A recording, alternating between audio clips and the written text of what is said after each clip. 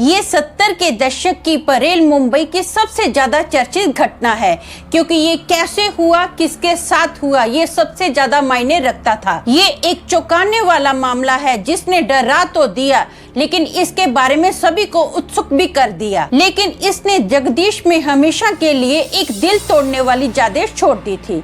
Hello दोस्तों, मेरा नाम अमन है। मैं आप सभी के मनपसंद यूट्यूब चैनल कहानी रंगमंच में आपका स्वागत करती हूँ। उम्मीद करती हूँ कि आप सभी अच्छे और स्वस्थ होंगे। इसी तरह की वीडियो देखने के लिए आप मेरे चैनल को सब्सक्राइब कीजिए और हाँ, बेल आइकन को दबाना मत भूलना, ताकि आपको आने वाले वीडियो के नोटिफिकेशंस मिलते रहें। तो चलिए शुरू करते हैं आज का भयानक किस्सा। दोस्तों, आज का जो किस्सा है ये मुंबई परेल साल 1970 का किस्सा है।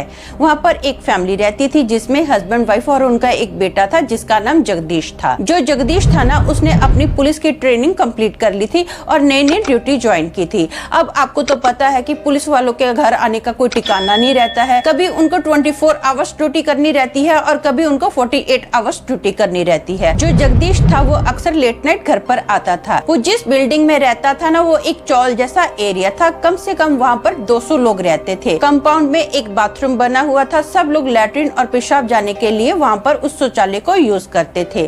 सबके घरों में सिर्फ नहाने के लिए थोड़ी सी बाथरूम की जगह बनी हुई थी। सब लोग खड़े रहकर नहाते थे। और वहाँ पर ज्यादा जो लोग थे ना, वो मिल में काम करते थे। उस वक्त कपड़ा मिल में ज्यादातर लोग काम करते थे। जो लोग थे ना, सुबह सुबह अर्ली मॉर्निंग बाथरूम को यूज करते थे और शाम के वक्त यूज करते थे। और बहुत ही रेयर, गिना चुना एक आधा पर्सन ही होगा जो लेट नाइट उस शौचालय को यूज करता होगा। अब जगदीश जो था, हर बार लेट नाइट अपना घर पर आता है। तो जगदीश की आदत थी कि वो घर आने से पहले ना शौचालय जाता था और उसके बाद वो अपने घर में एंटर करता था, नहा धोकर अच्छे से फिर वो खाना खाता था। इस बार भी ऐसा ही होता है। जगदीश लेट नाइट अपना घर पर जब आने वाला होता है तो सबसे पहले शौचालय जाता है। जैसे वो शौचालय से बाहर निकला ना, अभी कंपाउंड में आगे जा ही रहा था अपनी बिल्डिंग के पास, तो उसको ना पीछे से एक आवाज आती है। औरत की आवाज आती है जो कि बोलती है जगदीश। ये आवाज सुनकर ना जगदीश फट से टर्न मारता है और उसके चेहरे पर एक बड़ी सी स्माइल आ जाती है, क्योंकि इस आवाज से जगदीश अनजान नहीं था। ये उसकी बचपन की दोस्त जिसका नाम सुरेखा था, उसकी आवाज थी। जगदीश सुरेखा को देखकर ना बहुत ज्यादा खुश हो जाता है। वो फट से सुरेखा के पास आता है और पूछता है तू कैसी है? तो सुरेखा बोलती मैं ठीक हूँ। जगदीश आखिरी बार इसको ना ट्रेनिंग जाने से पहले मिला था। ये लोग बचपन के दोस्त है, हर बात एक दूसरे से शेयर करते थे।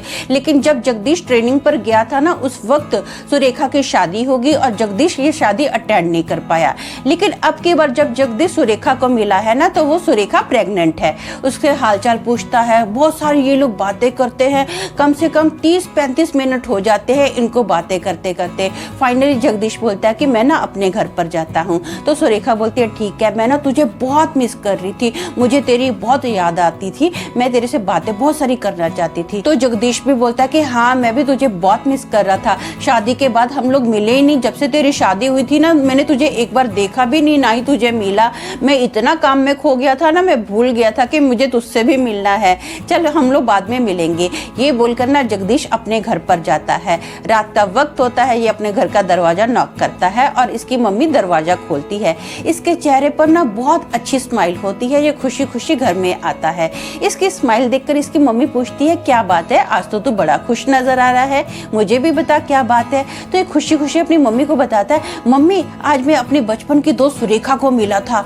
मैंने उससे बहुत सारी बातें की। मैं तो कब से घर आ जाता, लेकिन सुरेखा से इतनी सारी बातें की ना, मुझे बहुत अच्छा लगा उससे बातें करके, बहुत मेरा मन खुश हो गया। मैं उससे मिलना चाहता था, लेकिन इतना बिजी रहता था ना कि मेरे पास टाइम ही नहीं था। तो उसकी मम्मी बोलती तो क्या बात कर रहा है? बोला हाँ, मैं सुरेखा से मिला, मैं आपको ये तो बता रहा हूँ। तो उसके मम्मी बोलते सुरेखा को मरे हुए तो 2 महीने हो गए हैं। जब तू ट्रेनिंग कर रहा था ना, उस दौरान सुरेखा एक बार घर पर आई थी। वो तुझसे मिलना चाहती थी, लेकिन तू अपना ट्रेनिंग में बिजी था, तेरे पास टाइम ही नहीं था, तू वहाँ पर ट्रेनिंग कर रहा था। तो उसने मुझे बताया कि उसके जो ससुराल वाले हैं ना, उसको पैसे के लिए बहुत ज्यादा टॉर्चर करते हैं। बार बार वो बोलते हैं कि तेरे मायके से पैसा मांग, पैसा मांग। अब उसके मायके वाले तो तुझे पता है कि बेचारों के पास ज्यादा पैसा तो है नहीं है, है, जितना हो सका था उतना उन लोगों ने दे दिया। अब बार बार कहाँ से वो इतना सारा पैसा लाएंगे। सुरेखा को बहुत ज्यादा वो लोग टॉर्चर करते हैं, मारते हैं, पीटते हैं। एक बार मैंने सुना था कि सुरेखा ने ना उनके जुल्मों से तंग आके खुद को हमेशा के लिए खत्म कर दिया था।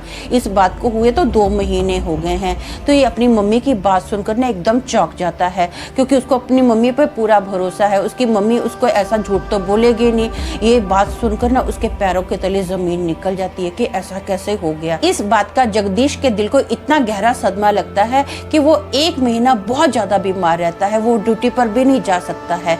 जब वो 1 महीने के बाद ठीक हुआ ना, तो वो सुरेखा के घर गया और उसके मम्मी डैडी को बोला कि इसके ससुराल वालों के खिलाफ आपको एक्शन लेना चाहिए। लेकिन सुरेखा के जो मम्मी डैडी थे ना, वो कोई एक्शन नहीं लेते थे, बस चुप रहते थे, कुछ नहीं बोलते थे। उनको देखकर ऐसा लगता था कि जैसे सुरेखा के जाने के बाद ना वो पूरी दुनिया से हताश हो गए हैं। उनकी दुनिया पूरी लुट गई है जैसे सुरेखा गई है। उनको किसी से कोई मतलब नहीं था, वो कोई रिप्लाई नहीं करते थे। जगदीश ने कई बार फोर्स किया लेकिन वो कोई एक्शन ही नहीं ले रहे थे। तो फाइनली जगदीश ने भी इस बात को यहीं पे छोड़ दिया था। तो दोस्तों, मेरा मानना ये है कि इस घटना के बाद सुरेखा को कोई कभी नहीं भूल सकता।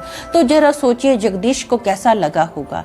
तो आज के लिए बस इतना ही। कल फिर मिलेंगे और एक भयानक किस्से के साथ। तब तक के लिए शालोम, शांति और सलाम।